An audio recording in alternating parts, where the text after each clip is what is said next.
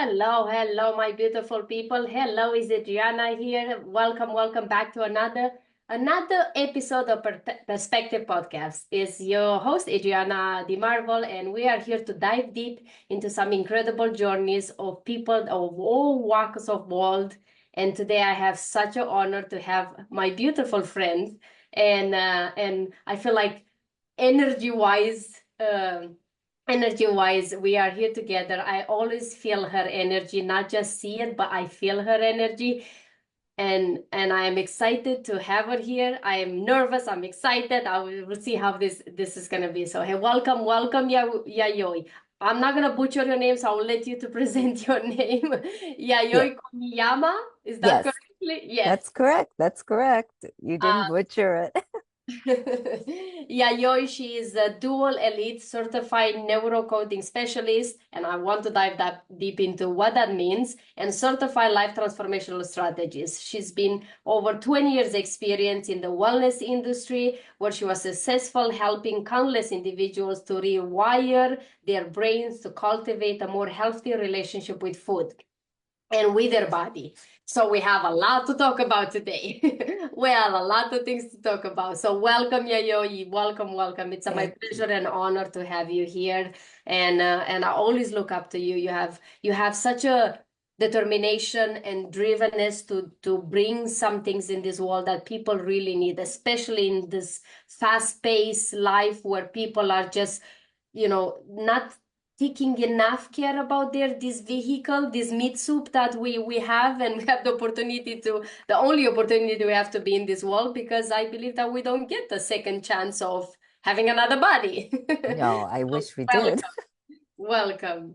Hola for our audience. First of all, I have a question is that sometimes can be easy or sometimes can be deep, and you can go as deep or as shallow as you want. Who is Yayoi? Oh, that's a big question. Well, let's see. On the surface and just in general, I am the founder of Brain to Belly Coaching. Um, I have, let's see. Well, I have a Facebook group called Brain to Belly as well. And everything that I do is titled Brain to Belly in one way or another, because I want to be known as the Brain to Belly lady. Because like Adriana said, I have been in the wellness industry for more than 20 years. I've helped many people change their psychology so that they can change the way that they eat. Because I myself had suffered from years and years of struggling with different diets. Gosh, I don't know how many diets I've done in my whole life. And like the word diet says, DIE, right?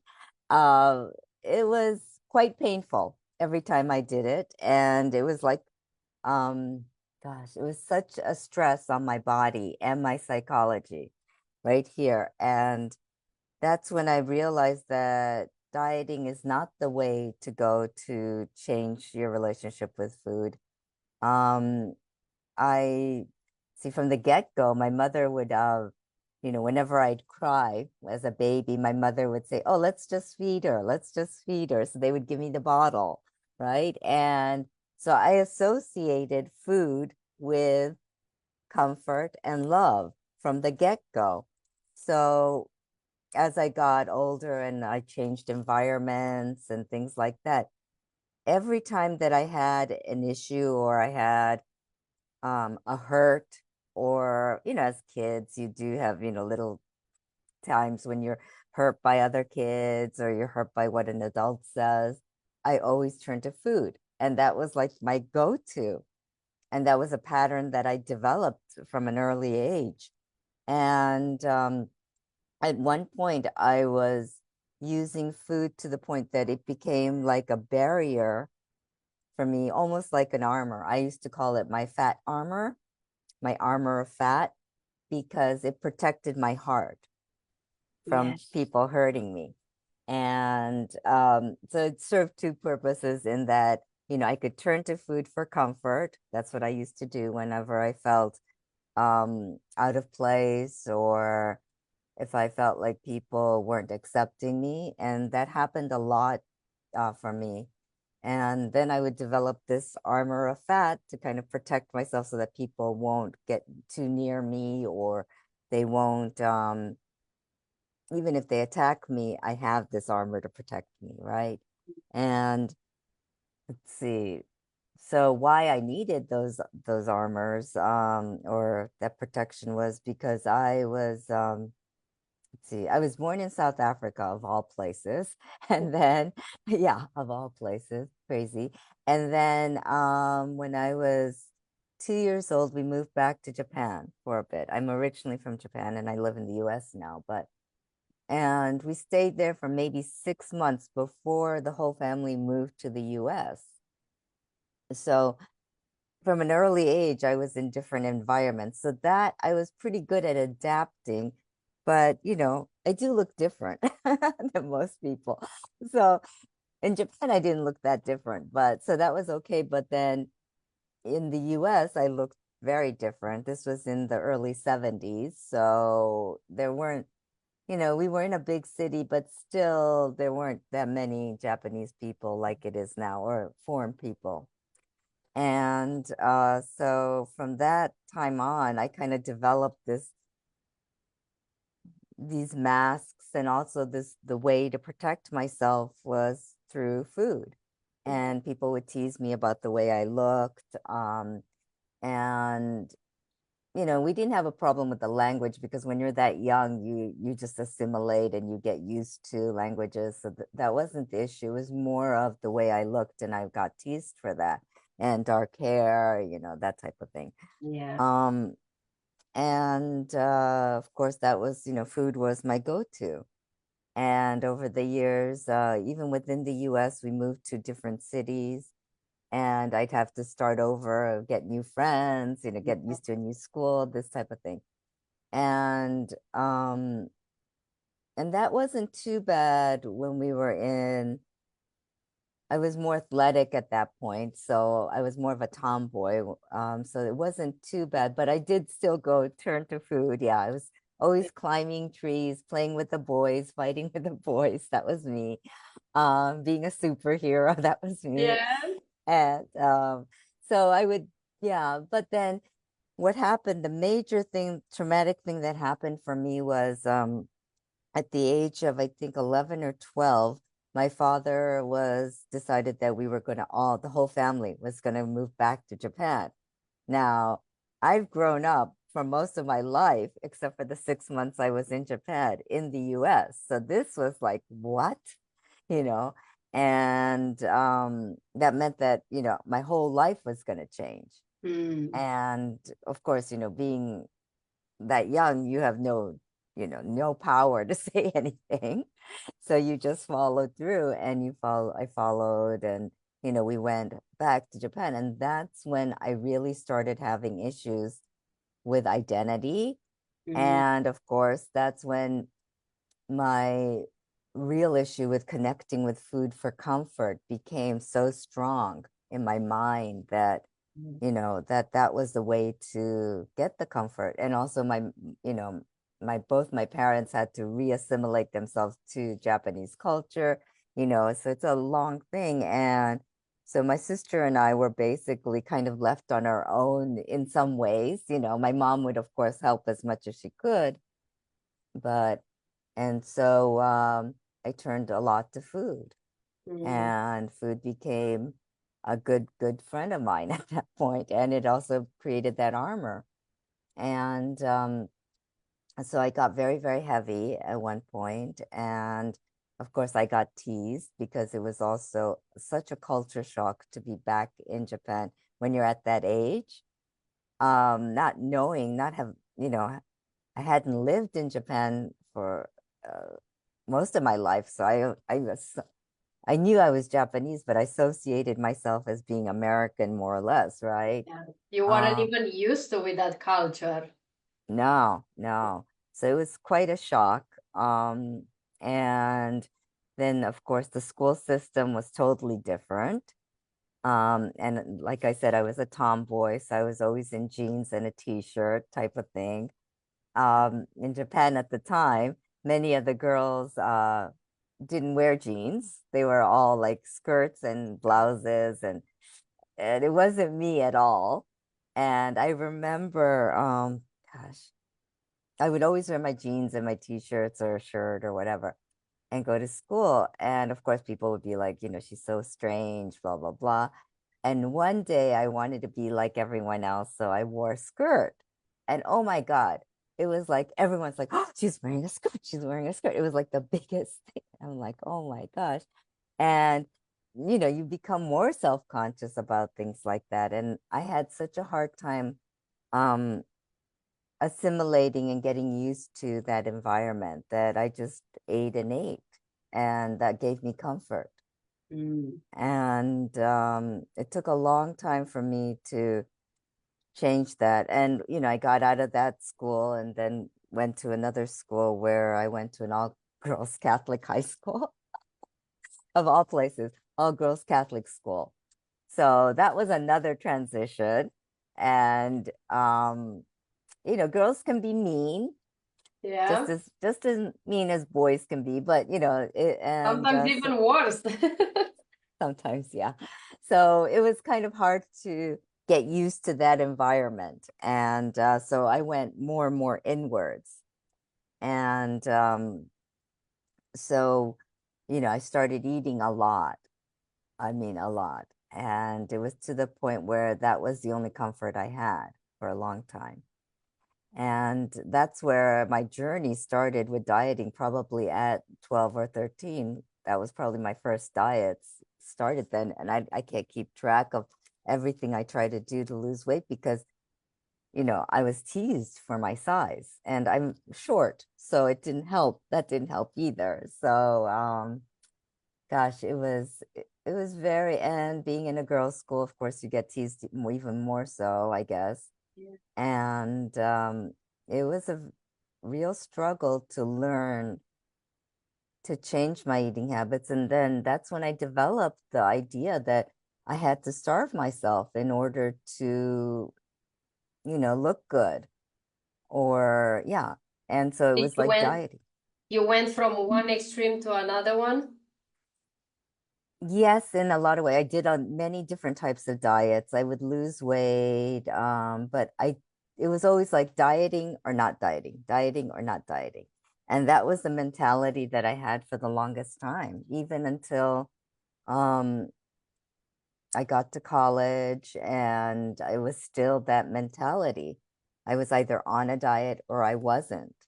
And I think that lasted for such a long time in my life until my early 20s, even into my 30s, I would say. And I associated everything that, I had to look a certain way, I had to be a certain weight. And eventually, living like that, I developed an eating disorder, of course. And I became what you would call an exercise bulimic, which is something that you would purge, you would binge, but then you would purge through exercise. So I would be at the gym for, 2 or 3 hours, then I would come home and do more activities there.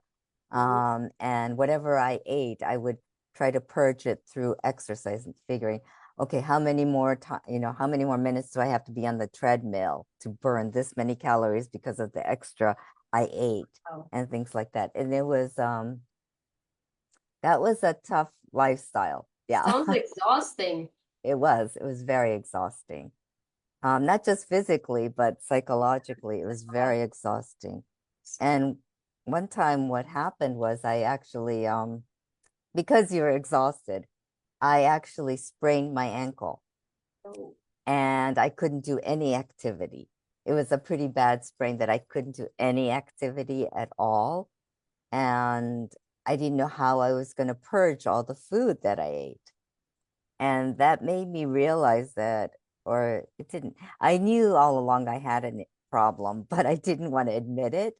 And I think that was the catalyst that made me admit that I did have a problem and actually helped me to seek help. and I did get professional help after that. Wow. And so with all that, and that helped me, and I've, developed a healthier relationship with food, healthier relationship with activity. I worked with an exercise physiologist who helped me with that as well as a therapist for, eating disorders. Yeah. And it really came down to, the self-love piece, and Mm. also learning to change that habit of dieting or not dieting. So it was like, my theory right now, and I have something called brain to belly coaching, where it's really about, as the name says, brain to belly. It's really about changing the way you think so that you change the way you feel and act, the Mm. things you do. So I'm also a neuroencoding specialist. I think Yeah, you had I want to mentioned that. dive into that. Yeah, What exactly that means? yeah, Some people neuroencode. were not sure exactly neuro decoding. Like, what are you decoding my neurons? What exactly is that? So neuroencoding is it's a modality. It's a type of coaching where we rewire the way you think, or rewire your brain so that you can default to your best behaviors, your most empowering behaviors. So, we all have defaults, right? We have our default personalities, and neuroencoding helps us to rewire the little brain cells, things inside our brain, so that we are doing things that are more um, empowering for ourselves and our lifestyle that we want, instead of, so for instance, if for eating, and if you want to change your relationship with food, it starts off with the self-love piece, because a lot of us don't really, are so harsh on ourselves. Yeah. I remember, and working in the wellness industry, I've seen so many women and men criticize themselves, to the point that I know we're our worst critic for most of us, but especially when it comes to our bodies and weight, many people are just so cruel to themselves. And I know for a fact that I would, when I was at my heaviest, I was look in the mirror, and sometimes I couldn't even look at myself in the mirror. Mm. And I would always say, "You're so ugly, why are you so fat? No one's gonna love you." And things like that. And I would say very harsh things to myself. And neuroencoding is where we can change those thought patterns, change it into more positive things. So we can stop ourselves and create, if we catch ourselves, that's a pattern interrupt, right? And then we interrupt it even more with something physical. So if you're like sitting down and moping and always thinking about something like, "I'm no good, I'm so fat, I'm so ugly, blah, blah, blah, blah, blah," right? I would say stand up, change your physiology for one thing, right? Change, that creates a scotoma in your brain. And then instead of putting something that's bad into it again, put something positive in. So it would be like, you stand up and you say, "I'm magnificent," or um, "I'm awesome," things like that. And by doing that, you're putting activity, your body's learning it as well, and your brain is learning to put something more positive in. And it's a lot of repetition, because repetition does change your behavior. Yeah. And brain to belly is really about rewiring your brain so that you change the way you feel about something. Mm. And my mentor, Joseph McClendon, who created neuroencoding, he has a saying that I always like to tell all my people that I work with, my clients, is, "As you think, so you feel. As you feel, so you do. And as you do, so you have." So think, feel, do, and have. So Oh, that's beautiful. basically, yeah. And that is basically brain to belly. And what we do is we work to change the thinking that's causing you to turn to food, for one thing. a lot of us are like imposter syndrome, is one of the biggest ones. A lack of self-worth. That's another big one that we all have. And I mean, we have something called a toxic 10, which are basically procrastination, hesitation, fear of failure, fear of success, and all of that, right? And stress and overwhelm and imposter syndrome. And those are all what we call the toxic 10. And all of us suffer from one of those. And a lot of what goes for people that want to change their relationship with food, it starts off with one of those things. Because those are one of the things that's causing you to turn to food, like imposter syndrome. You feel like you're an imposter. You don't want people to find out what you're really like. You fear that if they found out what you were really like, they wouldn't love you. They wouldn't care for you. For instance, some people, that's why they would like secretly eat at home, or if you're with a family, you would bring food into your own room and you would eat there instead of with the family. I've had people that ate in closets because they would bring like a thing of, a carton of Oreos or whatever you call it into the closet with them, and they would eat it there so that nobody would see them eating it. So they don't feel ashamed. Exactly. Yeah. Exactly. It's incredible how it is. I'm all about mindset, because everything said, like you said, is how you think and what thoughts you allow them to just percolate in your brain and in your mind. And then of course those is just a ripple effect of how you feel, what you do, who you are and all those things.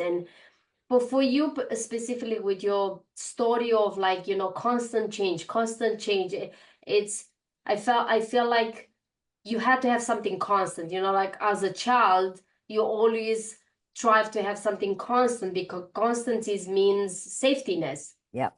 And for you, you found a way to have consistency and have safetyness through food, because that was the only thing will not change for you. Exactly. What was your perspective then on life, even if you were younger? What was your perspective about your life, about yourself, and then how your perspective changed, and how, like, it was a click, it was like an internal decision when you said, I'm not doing this, is because I see, like, I in my own life and with all the people I've been speaking with, it comes to a multiple things that happen, or is like an internal decision that the pain is greater than the pleasure, and you're like, I can't do this anymore.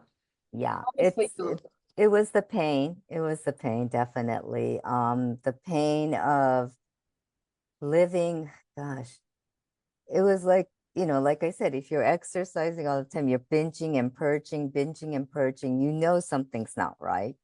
And my whole life was like at that time but right before it clicked, it was like my go-to foods my go-to foods at the time. Well, this is a really healthy diet, right?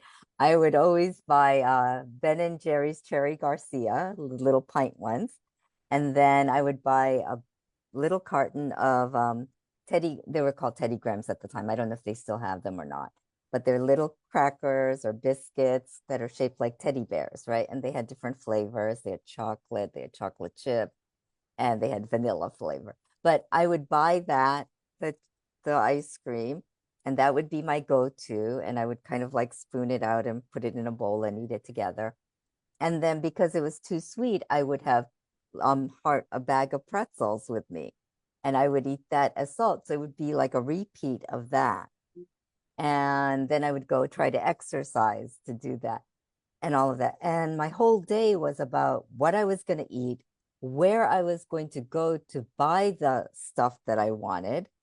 And I would actually go to different supermarkets in my neighborhood. I live in New York, so, like, it's a little city, so you go to different places to buy different things. Yes. And I remember this because what happened was one time I bought like a few bags of the pretzels and a few boxes of the, ice cream and things and the crackers or the cookies. And one of the cashiers at the store said, "Oh, are you having a party?" And I was like, Uh, and then I thought to myself, I was thinking, yeah, for myself, right? I was having a party for myself, but I was like, yeah. And then after that, I was like, oh yeah, I can't buy it like that. So I would have to go because of the shame. I would have to go to different supermarkets in my neighborhood. Wow. So I would buy one, one set at this supermarket, and then maybe the next day I would go to the another supermarket to buy. So I knew all the supermarkets in my neighborhood and where to go to where and get things, or I would buy them individually at different stores so people wouldn't think that I was eating like that because I was ashamed of the way I was eating. And it was after that point that I was also, then of course my marriage wasn't working out as well. So that was that was triggering more of the food part of it as well. So I decided that I had to change. I just couldn't do this anymore. And at the time I was going to, I think you know, it's pretty well-known place called Weight Watchers. And I lived right by one of the locations. And every day I would have to pass, they had this pink neon sign that said Weight Watchers. And I would have to pass that every day. And I would say, okay, I'll go today. I'll go today. And then I was like, I couldn't do it because I was like, I can't do this. I can't do this. I'm too embarrassed. I had done Weight Watchers earlier in my dieting history. And I had, and I said, I can't go back. They're going to, judge me, blah, blah, blah, blah, blah, blah, all these things. And I said, I'll go next Monday. I'll go next Monday. And that went on for like a year. And then finally it was one day I just had so much of it and I just couldn't handle it anymore. I was almost in tears because finding that food, doing that whole routine, and also with my marriage breaking, falling apart, it was so much. And I was like, I have to change and I need help. And so it was on a Thursday that I actually went. And I had the courage to actually go through the door because I've many attempts of going up the stairs and then turning around and going home. So this time I said, I'm just going to walk. I'm going to walk in. I'm going to sign up. I'm going to do everything. And that's when I just started. And that's when, things shifted for me because it was the point that the pain was so much that I had to change. And I knew that I needed help. And that was the one organization I knew that could help me. But I approached it in a different way that time as well. The first I had done Weight Watchers twice before that, and I had done it as a diet. So I was either on or I was off. Yeah. And what I learned this time was, and this is true, Weight Watchers does say this a lot, and they've been saying this forever, but it never went in here because I didn't want to hear it, right? They always say this is a lifestyle, not a diet. Yeah. It's a change in your lifestyle. And so I took that to heart the third time I did it. Wow. And instead of focusing on the weight loss, I decided that I was going to focus on eating nutritiously and eating properly because I knew Teddy Grahams and ice cream and pretzels were not a healthy meal, right? So I said, I need to learn how to eat healthier, more balanced and all this. So I had to relearn all that. Wow. It's And incredible, incredible. And you had to have somehow a strength over all these years to decide and then switch a mentality because like you said, this everything starts from your brain, from your mind, how you think. And I'm sure you didn't do this alone. So who or what helped you to change your life and perspective of how you saw your life and you knew that you had to change your life? And you had, people close to you, or you decide to change even your environment of the people you were surrounded by? I think, joining Weight Watchers was the biggest thing that helped me because at the time I had just moved to New York with my ex-husband and I didn't have too many friends, of course, because it was a new city. And I had a few friends, but you know, it wasn't something that I would talk to them about my weight issues. And I think going to Weight Watchers really did change my trajectory because I started working for them after I learned how to eat healthy and all this and that. And I think, yeah, to be honest, it was the mindset and the changing of the way you think, because at the time, Weight Watchers is very much into changing, they said behavior modification. And it's not, the food is the food. That's what I remember one of my coaches saying at the time. The food is the food. And, you know, it's really about how you approach it, right? And the nutrition, but also the way you see it here. So behavior. And they had a little booklet. I remember I bought the booklet. It was, I think, God, 8 healthy guidelines or something like that. And it was about changing the way you thought about things and the way you approached it. And that was kind of like my Bible, I would say. And that really helped me to change the way I saw things. And they were saying, like, at the time, they would say, like, you know, it takes 20 minutes for your brain to catch up with what your body is doing. So after you eat something, they said, wait 20 minutes. Excuse me. So I think I learned that through that, and it's to pause, to think. And it was really through that booklet, that little booklet. I wish they still had it. I don't know what I did with it.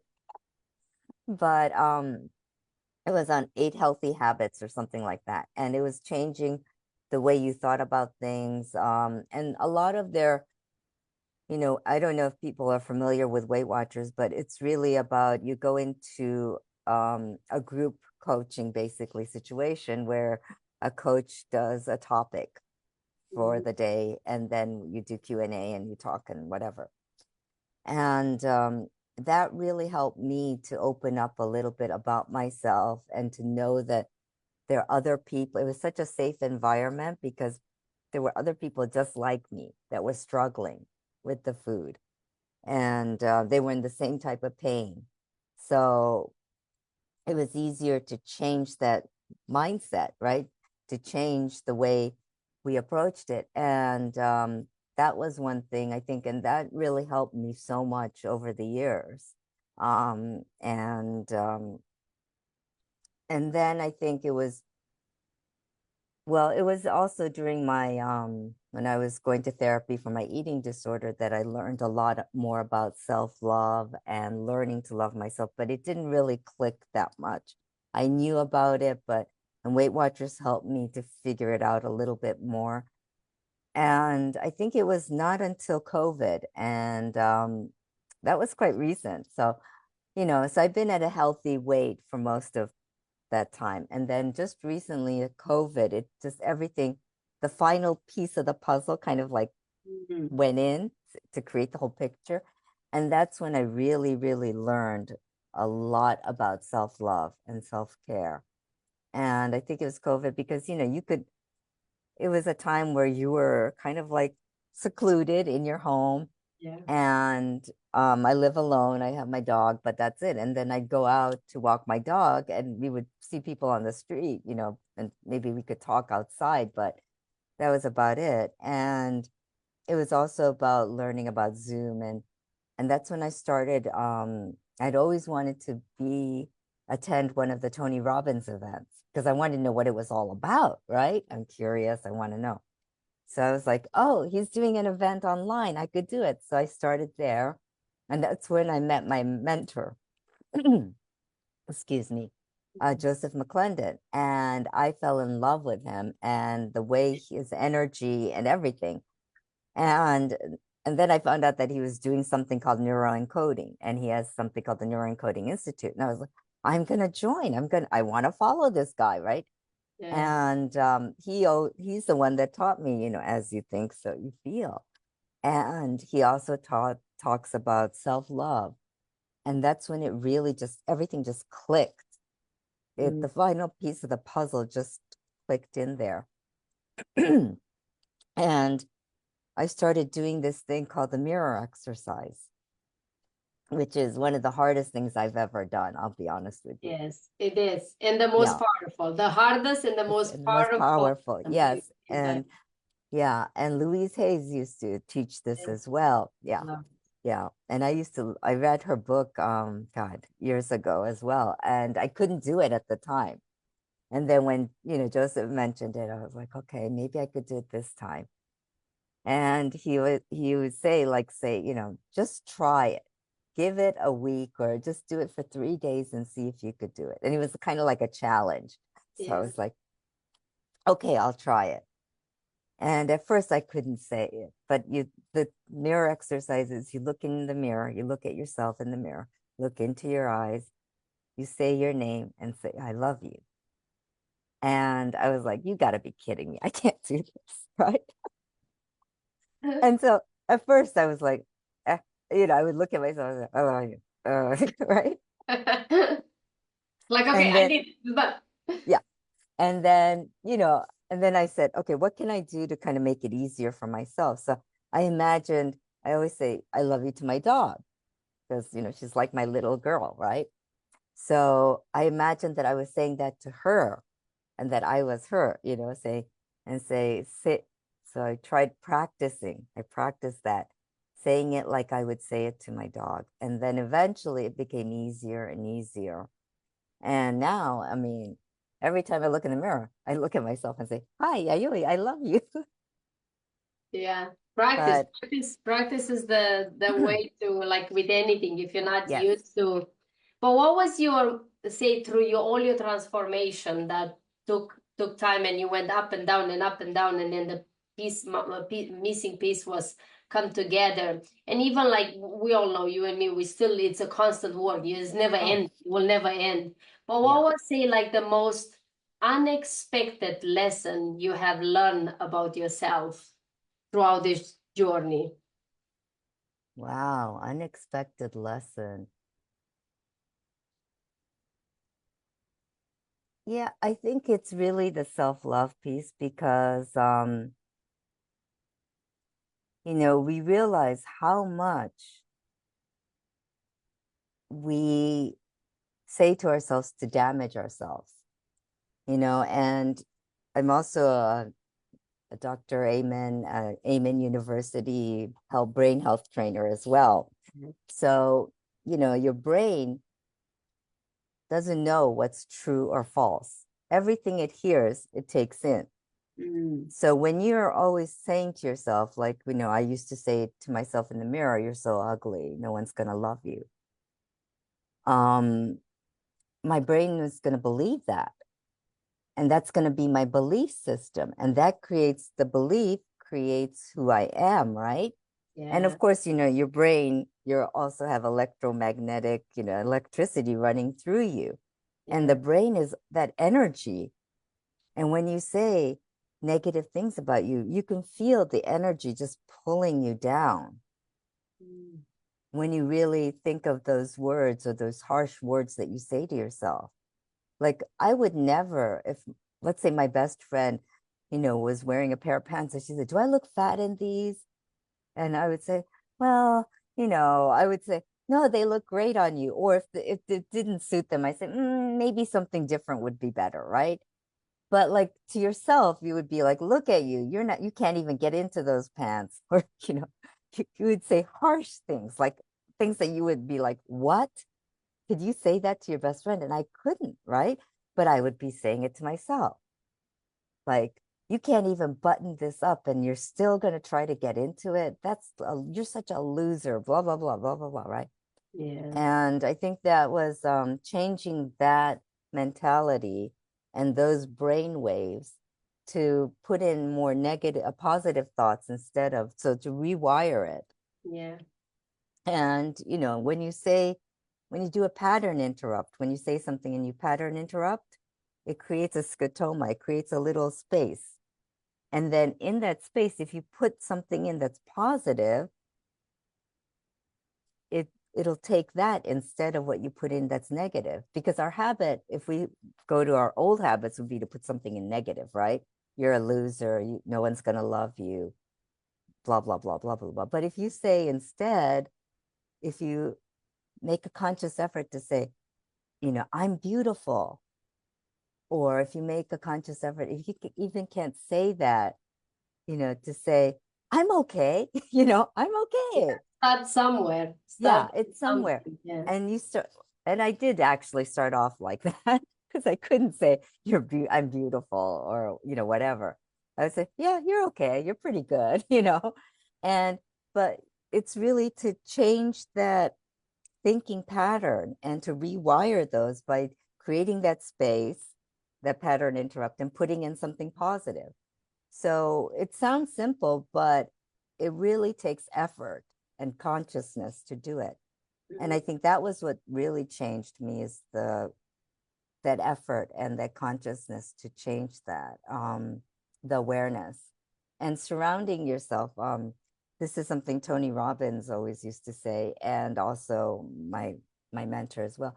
But surround yourself with 5 people that are going to uplift you, that are going to support you, not bring you down.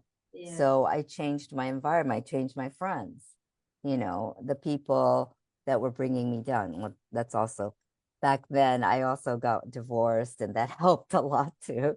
But I think it was changing the people and surrounding yourself with people that are going to help you to grow. And it's surrounding yourself with people with growth mentality. And right now, I mean, I'm blessed to have so many people in my life that are of this growth mentality. Yes. And I thrive in that environment, and I hope that I can provide that same energy so that they can thrive as well. And that, creating that environment for yourself, and just shifting something in here to say, if you catch yourself saying something bad about yourself or negative about yourself, flip it. What would, Dr. Amen, he always calls these automatic negative thoughts, they're called ants. And he said the ants are always crawling in your head, and they're different types of ants, but then, identify that is an ant. That's an ant that's crawling, that's saying that I'm no good. Well, then what are you going to do to crush it? What are you going to, take that ant and stomp on it? But what are you going to do? Are you going to, so ask yourself, is that really true? Are you really a loser? What part of you is a loser? Is that absolutely true? Is that 100% true? You might say, well, it's maybe 80% true, but it's not 100% true, right? So start questioning it. Yes. And when you start questioning it, you'll start realizing it's not true. And it was all in here. And all of our fears also create those ants. Yeah. Yeah. And when it comes to, say, if someone that listens to this and they struggle with food, or they don't have a healthy relationship with their body, with their way they see their body, with the way they eat, and they say, yeah, well, it sounds amazing, but I don't know. I don't feel like, I don't know how to do it. I don't know if I can do it. I tried before and it didn't work, all these things. What would be that message where you leave the audience with, that they're currently facing with something like that? What would you say to yourself, because you've been in those shoes, in those boots, I would many say, times? first of all, try to do the mirror exercise. So even if it's just to look in the mirror and smile, take a deep breath and smile at yourself and send yourself love, that image love, because it's really about loving yourself and caring about yourself. I always say, you never say those harsh things to your best friend or someone you truly love, and the person that we should really love is ourselves. And when you love yourself, it creates such a peaceful environment within yourself, and the love that you find for yourself, you could share with others. And it's such a beautiful thing, because it's like the love that a mother has for her child. you know, when a baby is born, you know, the way the mother holds the baby, the way the mother and the father look at the baby. Yeah. Look at yourself like that. Try. I know it's hard. I know it's hard, and you're like, this is so silly. So if you can't do anything, just go to the mirror. Promise yourself just once a day, you would do this, is that go to the mirror, take a deep breath, look at yourself, and just smile at yourself. Yeah. You don't even have to say nothing, just smile. start with that.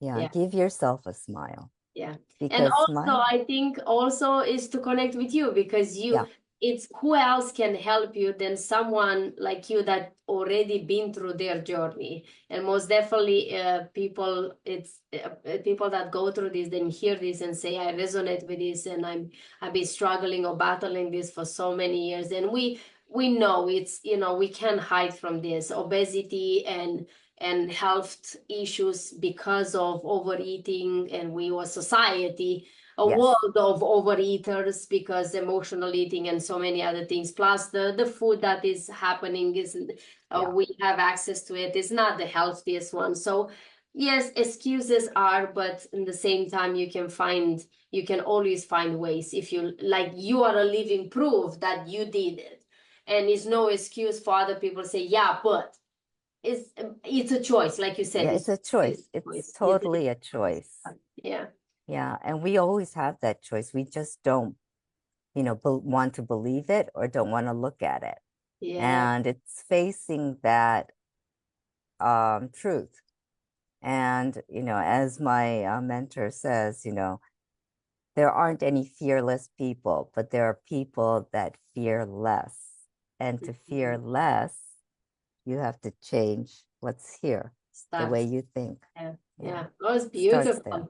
Such a beautiful conversation. And with so many things we still want to dive into even deeper, but most definitely we'll redo this again. It will be my honor and pleasure to have you continue this dive a little, maybe go to some exercises or tools or things that people can actually take. And you already give so many, you know, look into the mirror, mind your ants that are going through your head. There's so many ways, you know, like, you know, connect with people that, you know, surround yourself with people that are on the same pathway like you on the chapter, be in front of you, so they can give you the support and the tools and the how, and be there for you when you fall off. Like, you know, when you fall off, then you can't do it by yourself. And I truly believe that usually any kind of transformation, especially when it comes to weight loss or like taking care of your body, always starts here, and you need someone that is done that. So Yayoi, where people can find you, how they can connect with you in the best way. So Brain to Belly, I'm just going to say Brain to Belly. You could find me on Facebook. I have a Facebook group called Brain to Belly. You can join that, or you can go to my website, which is braintoBellyCoaching.com/home. You have to put the home in, or else you can't get to my website. And then also you can reach me through Adriana, her group. Also Instagram, I'm also on as Yayoi Komiyama. But if you Google Brain to Belly, you'll see all these different things. And we will drop all the links in the comments as well, so everybody have access to that. As we wrapping up this, it's been such a beautiful conversation. I enjoy it tremendously. Thank you for sharing, being vulnerable, sharing, you know, your story, and sharing all those hard parts, because people speak about the success after, but nobody is willing to speak about the truth and the things that happen that lead you to that. And I really love that you allow yourself to be like, this is what I was, this is what I did, this is how I think then, and guess what? It's, yes, I am on the other side of this, but this is what I started, and a lot of people can relate with you. And as we ending this, I have 3 fire questions for my beautiful guest. So number 1, what is one thing that you do every day that brings you joy? Beside walking with your dog, because I know that. That brings me joy, laughing, smiling and laughing. Ooh, I love I do a morning routine. As soon as I get up, I do this, and I say victory. And I say victory. I smile in victory. And that's like my way of saying I'm going to have a victorious day, and I woke up. I love that. I love that. Awesome. Number two, if you could have dinner with anybody, dead or alive, who would that be and why? Wow, that is dead or alive. Oh, yes, I would love to. My favorite author is, it's very weird, but it's Kurt Vonnegut, and he's very cynical, but I want to have dinner with him because I would love to pick his brain and just because I could just imagine having a fun conversation with him and laughing the whole time throughout dinner. So I would love that. Yeah. It would be a Interesting. good dinner date. Yeah. Yeah, it would be a very interesting dinner. Yes. Awesome, awesome. And question number three, what you hope to leave to be your legacy? What you would like to be if anything that's what you done and did and live in this world, what would be the one thing you want to people to remember about you or be like, this is what Yayoi left in this world? Okay. I know people are going to laugh, but I want to be known as the brain to belly lady who helps Yes. people change their relationship with food. Oh, I love that. I love Yeah. that. Yes. Yeah. I already So call you brain to belly lady. I love that. Every time I'm like, I hear people talking about certain things and belly, I'm like, it comes to you, it's Yayoi. Yayoi is in my mind. So yeah. it's creating that brand, that awareness. So I love Yes. that. Oh, Love. and yes, I've just put in my thing to get trademarked, brain to belly. Yes, yes, yes, yes, for sure. Well, So yes, it's been absolutely an honor and a pleasure to have you here. And I know there's a lot of people that are listening this that they can, they can relate. And then you give them hope that it's possible to possible. change. It's possible to have a healthier relationship with your body, with your brain, with your mind, and with your thoughts, because the way you had your thoughts before, you can have different. You just have to choose. You just have to, Yeah. and it starts like you said, how you think, how you feel, what you do, what you have. Love it. Love it, love it, love it. Love it, love it, love it. So thank you so much, everyone. Thank you, Yayoi. Thank you so Thank much for you. listening for this beautiful episode of Perspective Podcast. If you enjoyed this episode, then please share, subscribe with your friends, and remember, everything in life is just a perspective and a choice. Thank you so much, everyone. We'll see you next time.